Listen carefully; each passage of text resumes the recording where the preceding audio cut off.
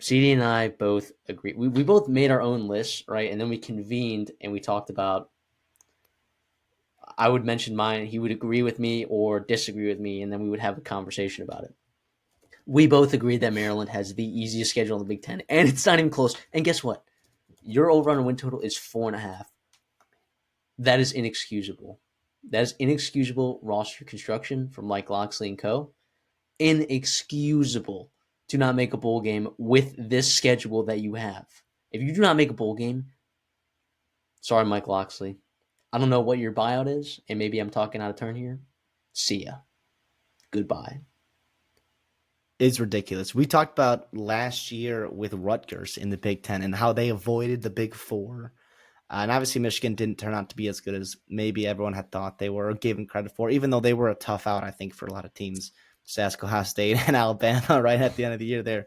But the reality is, like, you're going to have with like this conference, especially with the way they're kind of working it, like you're going to have in the parity of it, like the SEC, there's a lot of really good teams, like 1 through 9, like solid teams.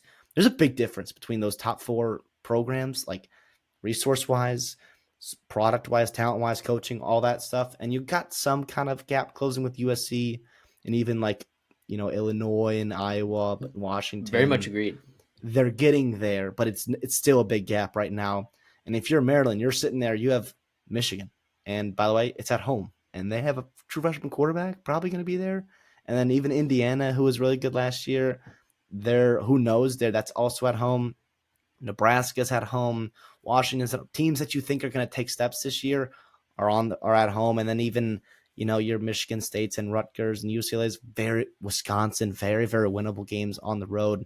That your toughest game of the year might be week 12 against Illinois on the road, which with all due respect to Illinois, and I'm going to be high on them probably. And there's very good coaching staff, very good quarterback combo there. But if that's your toughest game, yeah, sign me up. And like you said, 4.5 is crazy. It's criminal. Wild. Now it's probably But accurate, but it's yeah, ridiculous. You're it also is breaking in the just true freshman quarterback too, which is nice, which is really nice the way that it settles out with FAU, who, not going to be an easy out at all. Talk to our no. guys who are Even though down you're there. like 17.5 point favorite, 18.5 point favorite, it's like Not going to be an easy out, but it is no. it is easier than opening up with Texas, like Ohio State is, right? Or opening up Yeah. with Ohio, like Rutgers. No, I'm kidding. Yeah. Just so But you guys don't think we didn't think this out either. Illinois was the number 2 team I had. I don't know about you, CD, but like Illinois, they draw Indiana on the road and Ohio State at home, right? So that immediately like makes them tougher than that Maryland schedule. Um, and Wisconsin, that game is on the road too. You also get USC, who could be a lot better. Your out of that conference is not very strong. It's Western Illinois, Duke on the road though, and then Western Michigan, right? So that's why Illinois is kind of in that contention, and why Illinois I think is a lot of people's sleeper college football playoff teams because we saw, an 11-1 Indiana team who had a favorable schedule in yeah, the Big Ten because you have this 18-team conference. Scheduling disparity matters so much in these bigger conferences now, so much. And when we get to the SEC previews later on down the road, it's going to matter a ton because you have questions at quarterback, you have insane, unprecedented continuity within coaching staffs in the SEC.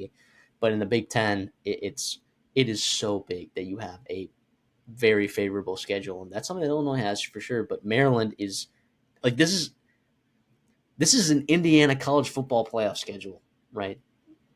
This is what Maryland has. They have without Ohio Indiana. State, Indiana had Ohio State on that schedule and Michigan. Correct. Like it was objectively harder last year for them. And by the way, too, like that number, just appreciate this. That number is at 4.5, and your 3 wins that Vegas is probably giving you is FAU, NIU, and Towson. So that means you have to find 1.5 or I guess 2 more wins to get your over with UCLA on there, with Wisconsin on there, with Rutgers on there, with Michigan State, Nebraska. Like it is crazy, and you're absolutely right about how important it is in the Big Ten. And it sucks that Maryland's not. Well, knock on wood. Who knows?